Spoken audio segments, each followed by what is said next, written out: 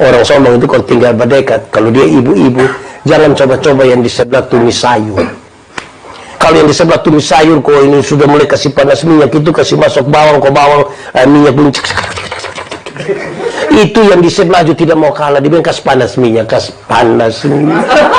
Pas minyak panas, anak-anak dia, mama tidak ada bawang, aduh nah sudah percik-percik aja, tidak apa-apa. Yang penting dia punya bunyi keluar.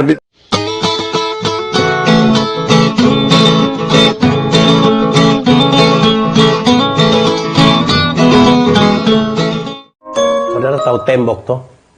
Pernah lihat tembok toh? Dan tembok terdiri dari apa? Dari pasir, semen, air, batu, sujadi. Dia punya nama apa? Tembok. Waktu dia licin-licin pasir masih kelihatan? Tidak kelihatan. Nah kalau dia tidak kelihatan, mari kita garuk keluar itu pasir semua.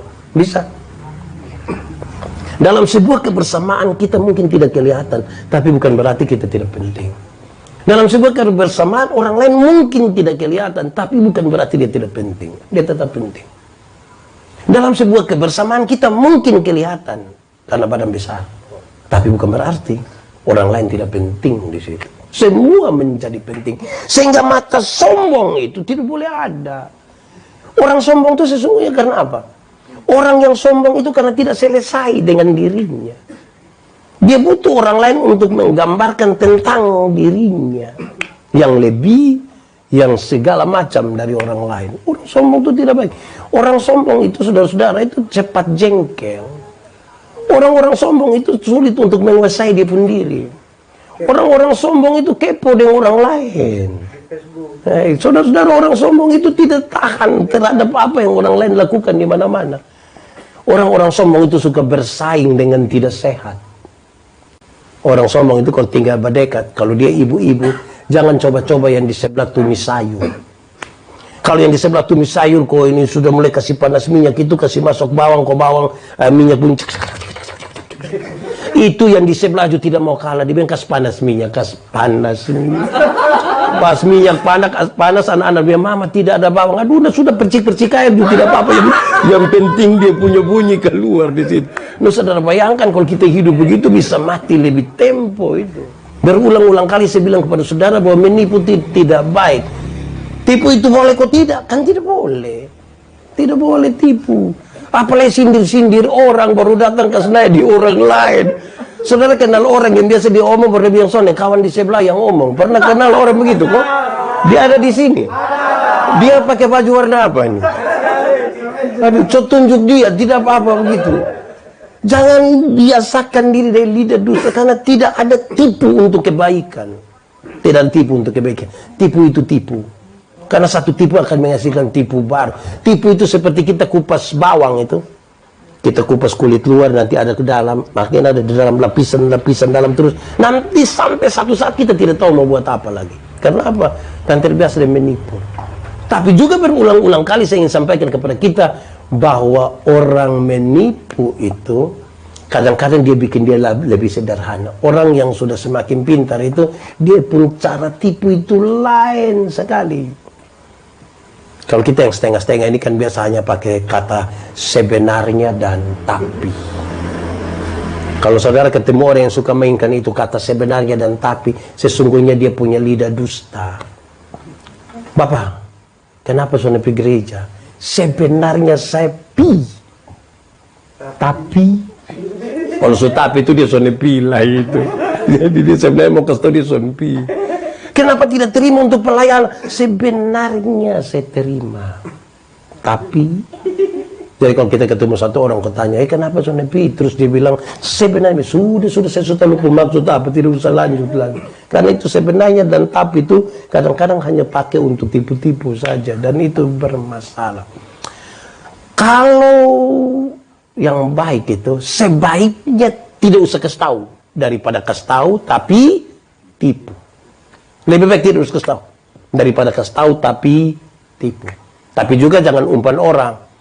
Orang bilang, kamu tahu kok siapa yang lempar saya ke rumah? Saya tahu, tapi saya sengaja tidak mau kasih tahu.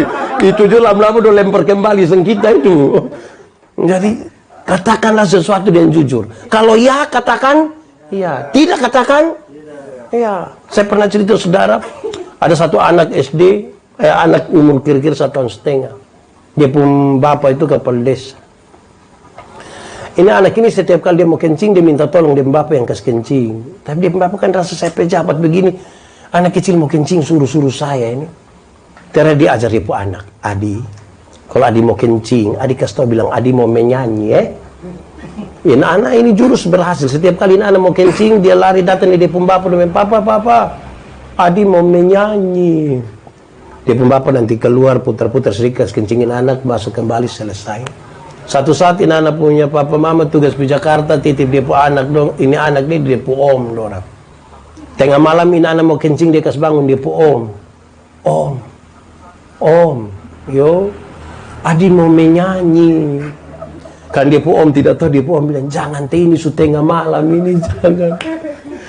Ini anak sudah tidak bisa lebih om. Iya, Adi mau menyanyi.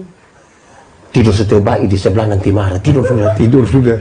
Wah, ini sudah tambah masalah. Ini anak kan sudah tidak tahan. Dia bilang, om, tidak bisa. Adi harus menyanyi sudah. Akhirnya dia pun om juga sih. Dia pun om bilang, kalau begitu nah, Adi menyanyi pelan-pelan di om pun telinga. Ini anak bangun dia kencing dia pun om pun telinga. Sekarang saya mau tanya, siapa yang salah? Om kok bapak? Om kok bapak? Bapak yang salah atau om yang salah? Om kok bapak? Kenapa bapak yang salah? Kan bapak yang ajar. Katakanlah kalau menyanyi, katakan. Kalau salah, katakan salah. Benar, katakan benar. Iya, katakan iya. Tidak, katakan tidak. Jangan tipu di situ. Menyanyi, katakan menyanyi. Kencing, katakan kencing. Berani rubah sedikit. Kasihan itu om pun telinga toh. Cari belajarlah. Tuhan tidak suka pada lidah dusta. Kalau tidak tujuan yang benar tuh kita bisa belokkan. Abu Nabas itu satu saat dia duduk-duduk. Dia raja. Tiba-tiba raja panggil Abu Nabas. Lihat ini. Taman ini bunga dong sutir terlalu bagus. Jadi Lupiko ambil gunting, sapu, dan ember. Bawa datang ya. Tapi Abu Nabas, pi bawa semua satu kali. Jangan pidatan. Pi bawa semua satu kali. Waktu dia sampai di rumah, dia lihat raja punya anak nona satu. Dia cari akal bagaimana supaya dia bisa ciumin anak nona. Dia bilang kepada ini anak nona, raja bilang saya harus cium nona satu kali. Masa begitu? Iya. Tidak percaya. Coba lihat, dia pengen anak berbilang, raja, satu kali toh? Raja bilang, iya satu kali. Supaya jangan pidatan. Lihat toh? Bapak om begitu. Saudara lihat. Jadi dia hanya ambil bagian-bagian tertentu. Orang tipu itu kan biasa kepentingannya itu.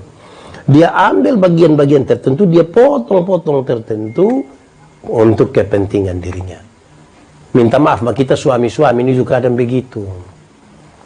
Kalau pulang sulat aku istri marah, dia sengaja marah duluan. Itu tipu itu. Pas buka, kenapa kita buka pintu? Tadi sudah buka. Ini dia tipu ini. Betul kok, bapak-bapak dong. Yang suka ancam sembarang itu. Ada di sini. Dia pun nama huruf pertama apa? Jadi jangan menipu. Jangan menipu. Kadang-kadang ini di dompu HP itu don tulis nona pun nama pakai laki-laki pun nama. Itu tipu kok tidak? Termasuk tipu kok tidak? Kak ini son berani omong, ini maksud apa? Tuhan tidak suka kepada lidah dusta. Karena ini punya kaitan. Mulai dari mata yang sombong pada lidah yang dusta. Kenapa? Karena orang sombong itu cenderung menipu. Kalau dia sombong kan dia tidak mau ada orang lebih sombong lagi dari dia. Bagaimana dia tidak menipu untuk kasih naik sedikit, dia punya kelas begitu.